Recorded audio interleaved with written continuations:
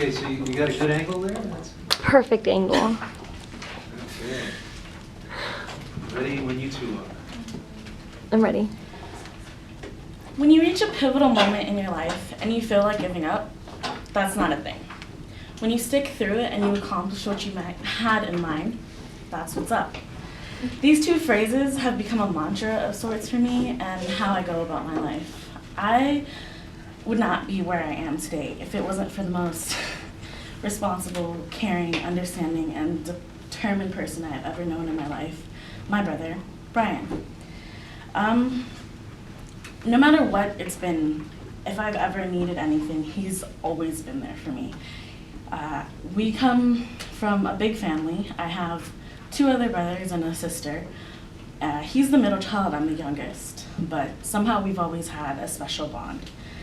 He's always been what I needed him to be, whether it be my brother, my protector, my father figure, my best friend. As Mark McKinnon says, my brother is one of my true heroes, steady and sober, where I am impulsive and emotional. Bryan and I are about 12 years apart, so we're both part of the millennial generation, but he's way beginning, born in '85, and I was born in '97. But despite our age difference, I think that's just made our bond better because we teach each other things. He's always protected me from whatever I've needed. From the beginning of my life, when I was born, you know, he was there. He was there. There's pictures of him holding me, of him caring for me, of just loving me. When I was about 6, 7 years old, he took me to baseball practice with him, and some kids threw a rock at my head and busted my head open.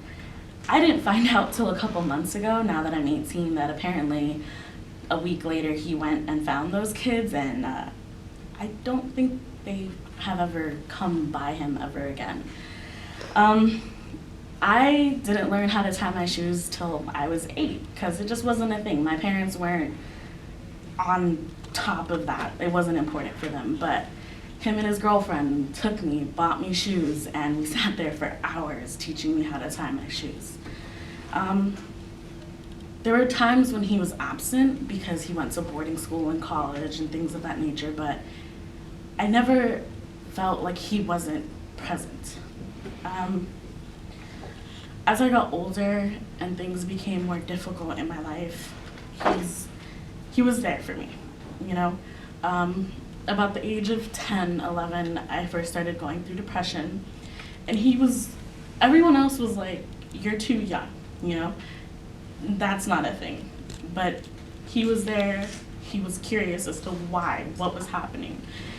We had a mutual agreement, a mutual understanding of where we came from. Our parents were not the best parents, but we both understood that, and we were there for each other, you know. The first time I tried to commit suicide, he was the one who called me, and he didn't yell at me, he didn't do anything, he just wanted to make sure I was okay, and repeatedly told me that he loved me, and when I got out of the hospital, he would be there to see me. About a year or 2 ago, there was a situation in which I had to leave home. I was forcefully taken from my mom, and they were going to put me in foster care, and he stepped up and said, "You're not taking my sister." And he became my father at that moment because my biological father wanted nothing to do with me. So he took me in, he cared for me, he put me in school, he bought me everything I needed, and this is because he was starting a family of his own. He didn't need the pressure of taking care of me, but somehow he still decided that was his job, that was what he needed to do. Up to this day, my brother calls me every now and then or just sends me a text to see how I'm doing. You know, he's the reason I'm in college. He's made sure that I've gotten to where I need to be, because dropping out of high school, not going to college, that's not a thing. My brother has always shown me an example of what a good man is. He is that person who, when I'm ready to look for someone to spend the rest of my life with, he's that example that I want. I want someone who's respectful and caring and will go above and beyond to do whatever he needs to do. Sometimes our biological parents don't step up to the plate, and but someone else always will. So. Thank you.